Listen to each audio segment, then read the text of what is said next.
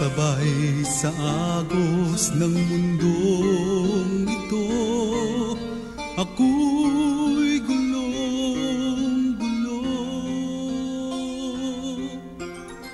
Tuburan sa panalangin, kini nga programa gimugna sa East Coast Gospel Mission. Alas 6 hangtod alas 6:30 matag adlaw.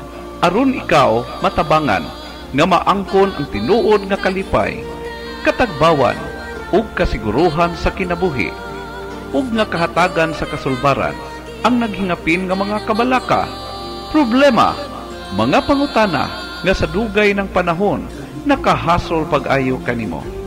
Busa paminaw ug sa Dios ikaw panalanginan.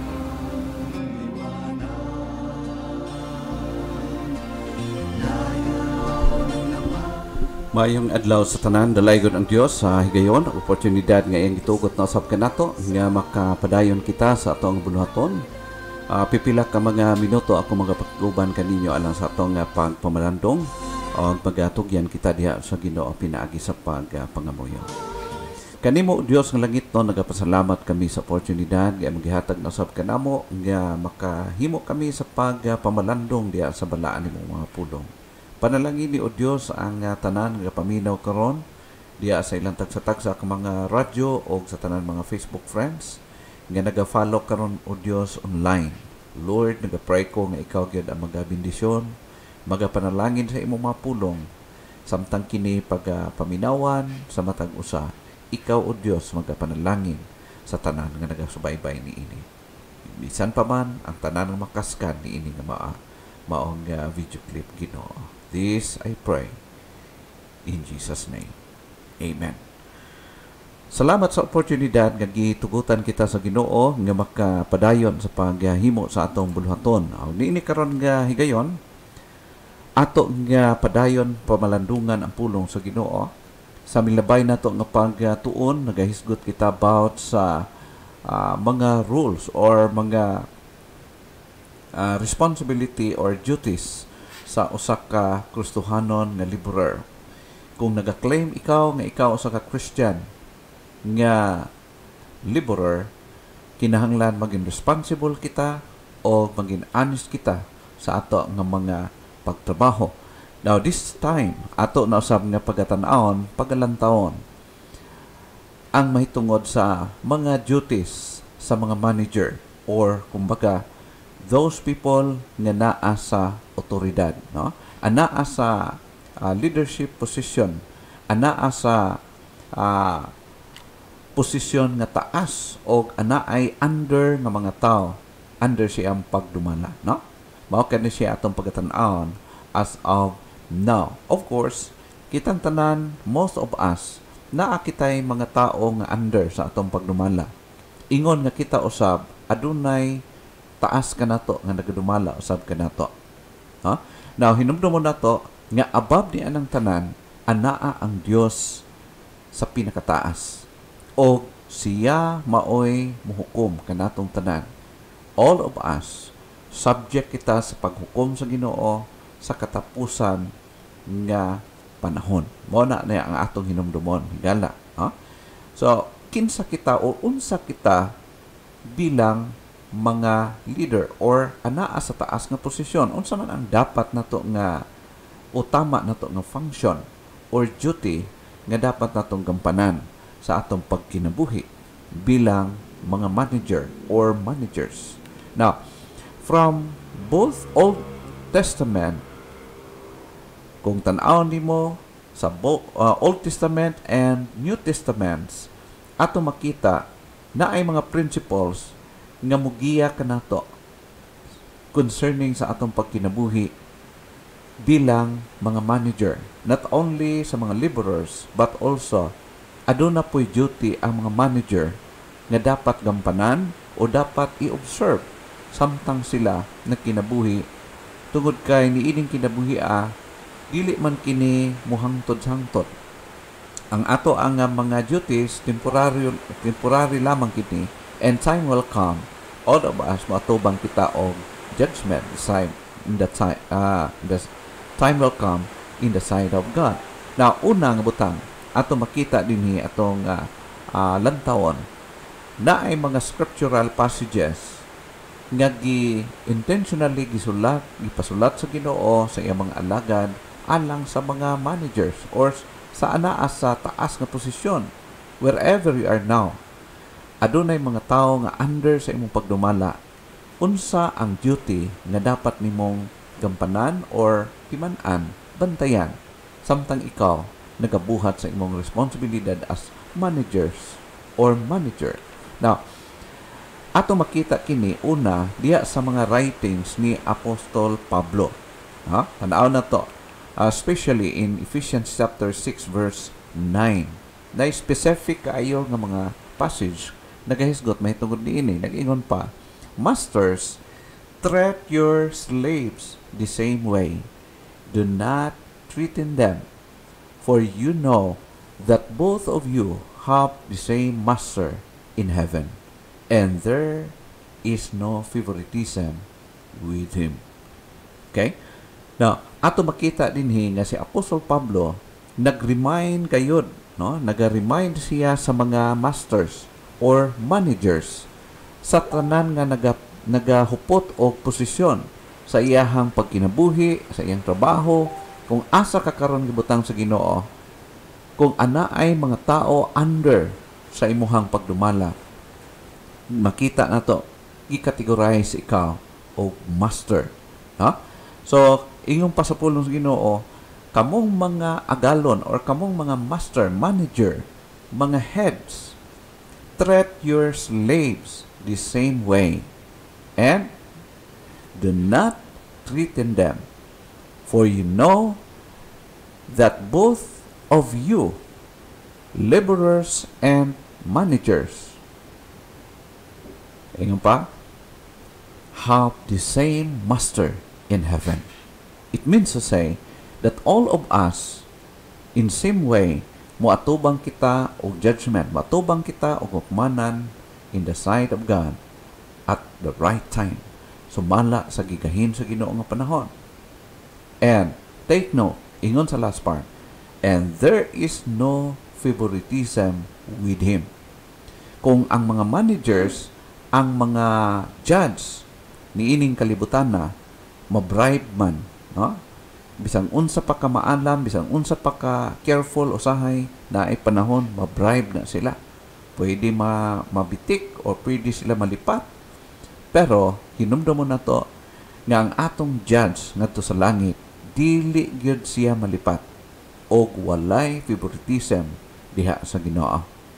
Right is right and wrong is wrong. Mao kana atong timan-an, mao kana siya ang warning ni Apostol Pablo alang ngadto sa Ephesian believers nga iyang gisulatan niini. Another dito sa mga Colossian believers, ingon sa Colossians chapter 4 verse 1, gingon, Masters, give unto your servants that which is just and equal, knowing that ye also have a master in heaven. The same.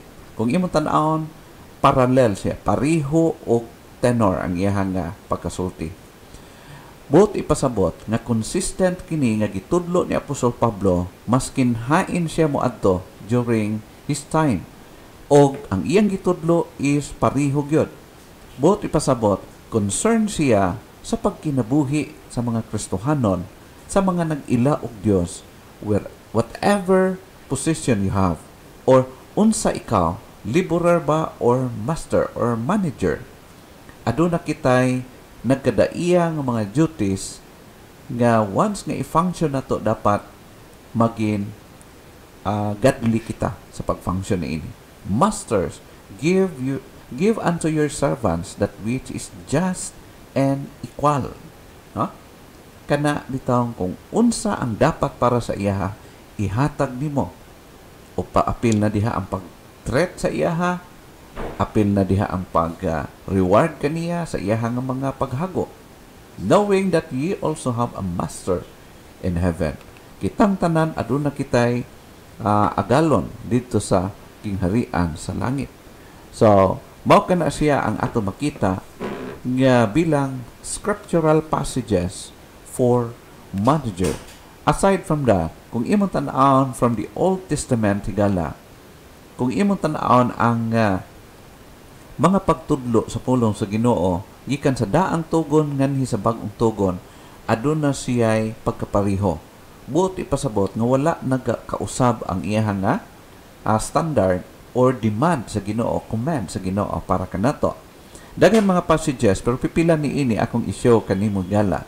Una, ato makita dinhi ang Deuteronomy chapter 24 verses 14 down to verse 15. Kung imong tan-aw ni gala mao kini nakasulat.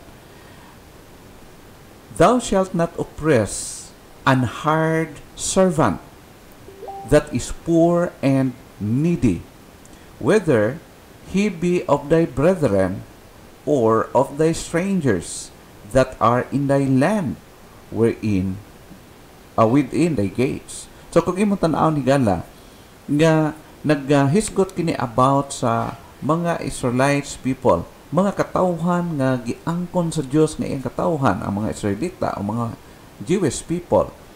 Now, ang Dios naghatag ni ining maong guidelines nga diin paano sila mag-function, paano nila i-practice ang mga pagtulunan nga iya sa Ginoo, paano i-apply diya sa ilang pagkinabuhi. O ato makita dinhi nga general ang paghatag sa command para sa mga Israelites people na paano nila i-trataron o i-treat ang ilang mga tao nga under sa ilang pagdumala. Ingon pa, thou shalt not oppress an hired servant. Dili lupigan, dili i-oppress. No? Ang ilahang matawag na to nga mga sulugoon or mga sinuhulan nga referring to the poor and needy. Kana bitaw mga tao nga walang-wala sa kinabuhi. Unya mahimo silang under sa imong pagdumala igala. Mao kini siyang gi-refer according sa gisulti sa Ginoo alang sa mga Jewish people. No? Ingon siya dinhi, whether he be of thy brethren, bisan pag pariho ninyong Hudiyo nga mga pobre or strangers, kanang mga langyaw nga ning-anha sa inyong dapit. So aduna gi specific nga order ang Ginoo para kanila. Ang instruction, ang demand sa Ginoo, not to oppress them. Dili palabi-labihan. Dili na to apakan ang mga pobre o anaa sa mga panginahanglan. Nga anaa under sa ato ang pagdumala or under kanato o kita anaa sa ipapaw. Mao kana siya ang instruction kung atong i-apply sa ato ang pagkinabuhi. In verse 15, naginuma, ingon ang pulong sa Dios, at his day thou shalt give him his hire.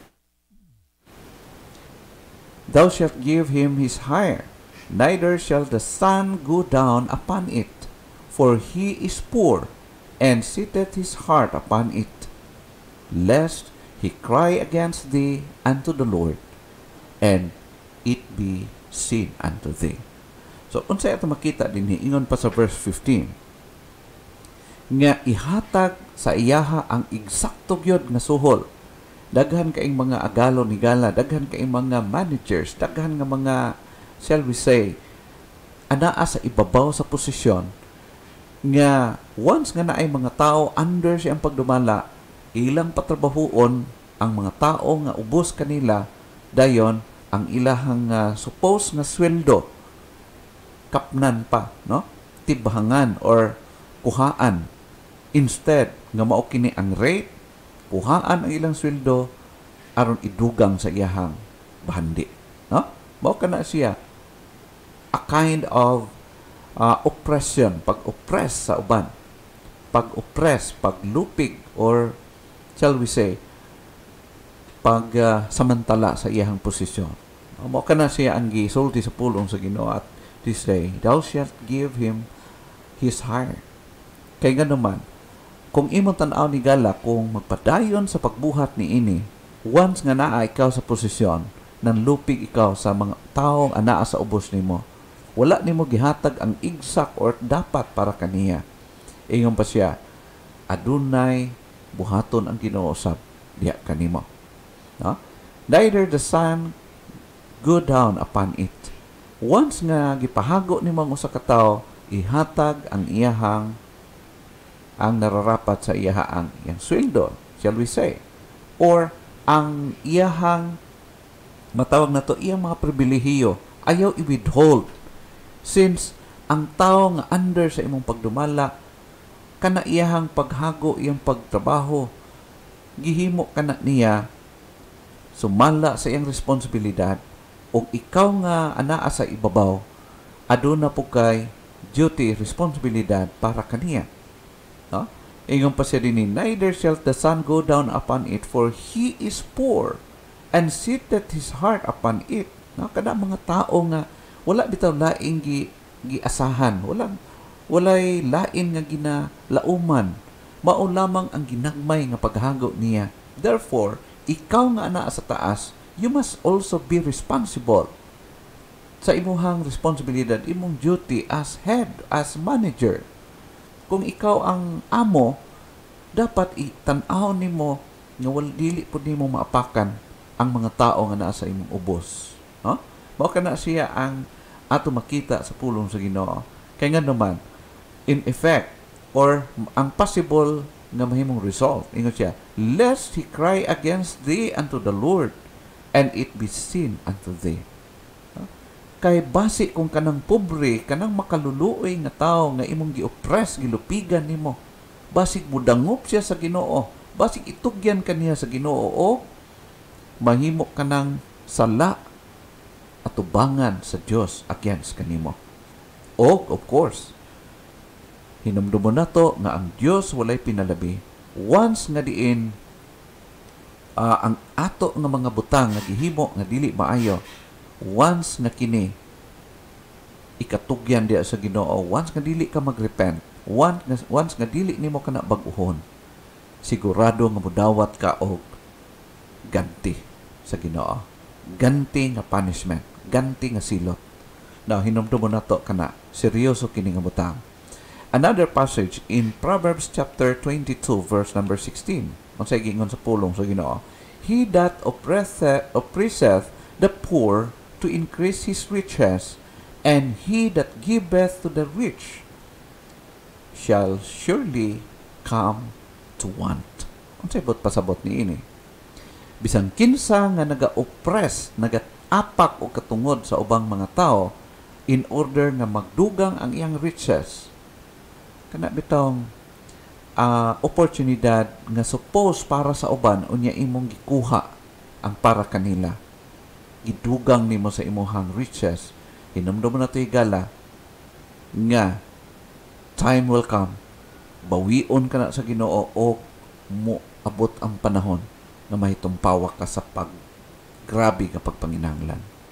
Mao kana siyang pulong sa Ginoo ingon, he that oppresseth the poor to increase his riches. Bantayan dai nato, dili man sala, dili daotan nga maging rich ikaw, but be careful, be honest. Kay kung madato man lang ikaw, uban ang pagpanikas, dili ka na mulong last. Moabot ang panahon nga bawion na sa Ginoo o maulawan ka at tubangan sa mga tao. Kay nga naman, ang Dios nagapamulong ni ana, o dili ang Dios maga-tolerate, dili siya wala siya ginatawag nga partiality, mo-judge siya sumala sa nararapat. Another passage is Jeremiah chapter 22 verse 13, nagaingon, woe unto him that buildeth his house by unrighteousness, and his chambers by wrong, that useth his neighbor's service without wages, and giveth him not for his work. Again, so ato makita din ni babala kini, warning alang sa mga anaa sa posisyon. No? Ingon pa din alaot kadtong nagatukod sa iyahang panimalay or sa iyang riches sa dili tama nga pamaagi. Kay nga naman, ingon pa, sila nga nagagamit or nagapundar sa alang sa ilang kaugalingon, sa ilang panimalay nga nagagamit, nagapahimulos sa kusog sa ubang tao nga wala nila gibalikan, wala nila gisuhulan, kumbaga, wala nila gihatag ang nararapat sa mga tao nga ilang ginapanggamit. Ingon pa, ang iyahang nga mga gipundar mahimong saksi nga muhatod kanila ngadto sa kalautan. Okay? So, ingon mo siya, woe unto him that buildeth his house. Alaot kadtong nagapundar sa ilahang mga ginapundar di sa kinabuhi sa dili tama na pamaagi. Alaot. Why? Ang Diyos sigurado gyud nga maghukom ngadto kanila. Another, dito sa Malakias chapter 3 verse 5 nagaingon. Nagaingon pa dinhi. Ang pulong sa Ginoo kung imong tan-aw ni gala, si Malakias nagasulti usab mahitungod sa pag-judge niya concerning sa mga malupigon. Mo kana siya ato makita.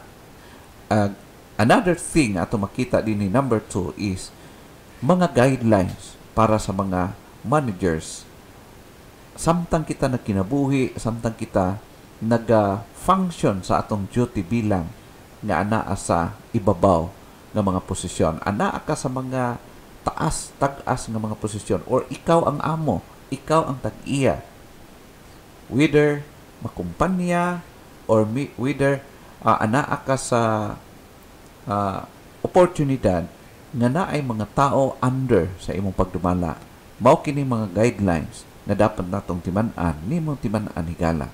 In order for you to be safe diha sa kamot sa Ginoo, sigurado ka nga ang Dios dapig kanimo. Hinumdum mo na to, nag-ingon ang pulong sa Dios, if God be for us, who can be against us?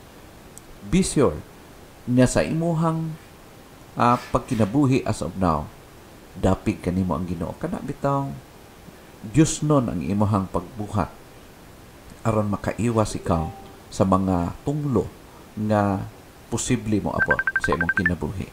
Mao kana siya ato makita higala og atong timan-an nga usa kana siya kabutang nga dapat timan-an nato sa atong pagkinabuhi. Number 1, guideline. Remember that you have a boss in heaven. Atong number 1, nga kung ikaw manager, ikaw ang naa sa pinakataas nga posisyon, or ikaw ang owner, ikaw ang boss. Hinumdumon nga dito sa langit aduna kitay boss, and that is God. A time will come, muatubang kitag hukmanan. Adunay ginatawag day of accounting, day of judgment. Okay? So, hinumdumon na to, kung paano ka nag-function sa imong duty, we should be honest and righteously muhimo ka sa imong function. Number 2, we need to treat our employees with justice and fairness. I-treat sila kung unsay gisabutan, ihatag sa iyaha. Kung unsa ang mga benefit nga para kaniya, ihatag sa iyaha. Magamay o madako, basta kay mao kana ang nararapat para sa mga tao nga under sa atong pagdumala, ihatag kana accordingly. It's because mao kana ang dapat. Okay? So, number 3, never oppress or exploit those who are under you. Ayaw gyud tamaki, ayaw iluga ang para sa uban. Ayaw i-exploit, ayaw kuhaa ang para unta sa uban. Para lang nga ikaw madagdag sa imuhang wealth. No, don't do that. Labi na ikaw nag-claim na Kristohanon, you need to be careful, you need to be sincere, and labaw sa tanan, do it righteously. Himua ang imong duty sa tama, insakto, Diyos nun. nga pamaagi. Never oppress or exploit those who are under you. Ayaw apaki, ayaw palabi-labihi, ayaw pahimusri ang uban nga naa sa ubos nimo. Number 4, don't resort to threatening. Ayaw sigig panghadlok. Sige, di ka mo tuman sa akong gusto. Bisag mali ang demand, ay di ka mo tuman, putbulon ta ka, tanggalon ta ka. Okay? So, usahay mo ka na ang ginahimo sa mga boss, sa mga naa sa ibabaw. Okay, sunda ang akong gusto. Pag dili, sige, tanggal ka sa trabaho. Na hinumduman na ito igala nga naa kay amo sa ibabaw. Instead, nga ang pag-treat nimo sa imuhang mga under kanimo, hadlukon nimo sila, maltrato nimo sila, instead, in positive way, i-motivate sila instead of threatening them. Okay?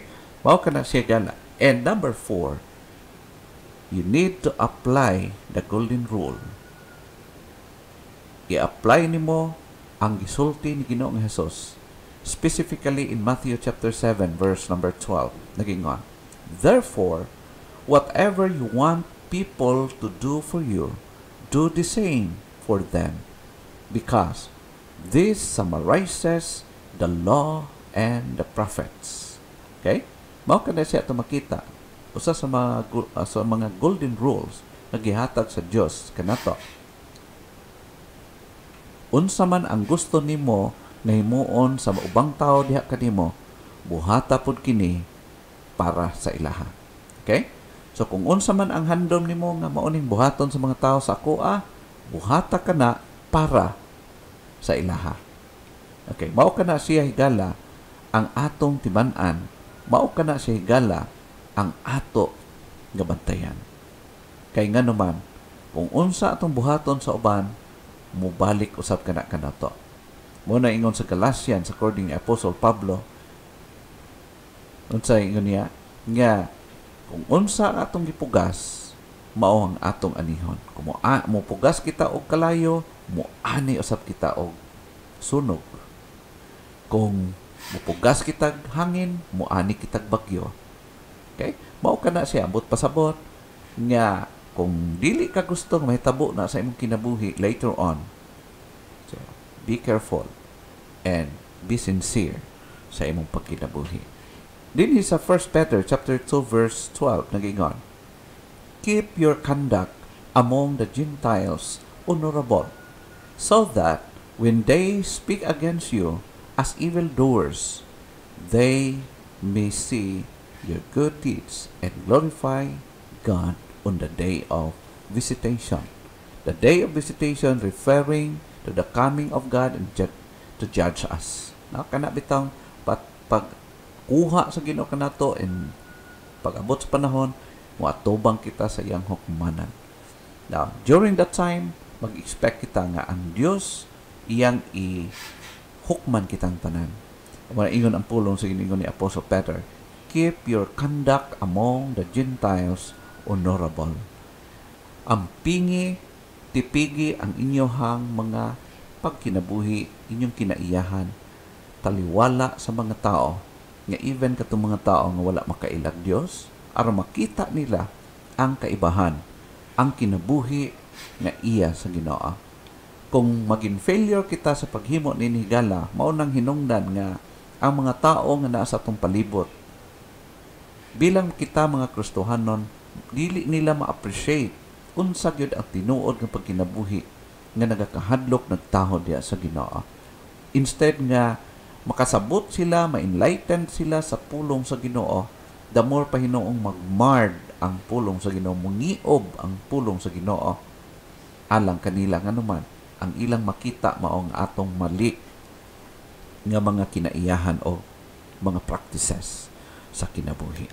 Therefore, mga higala, as Christian manager, we need to observe these things para kanato. Mga scriptural passages nga atong nakita, nabasa, pwede ka na nimo ma-review diya sa imong kaugalingong panimalay. o ang mga guidelines na makatabang ka nato in order for us na maging effective kita as Christian, as witnesses of God's goodness in this world. Daghang salamat higala sa inyong pagpaminaw o niini karong higayon mag-adto kita sa takop sa ato ang buluhaton o atong itugyan diya sa Ginoo ang atong mga buluhaton pinaagi sa pangamuyo. Mag-aampo kita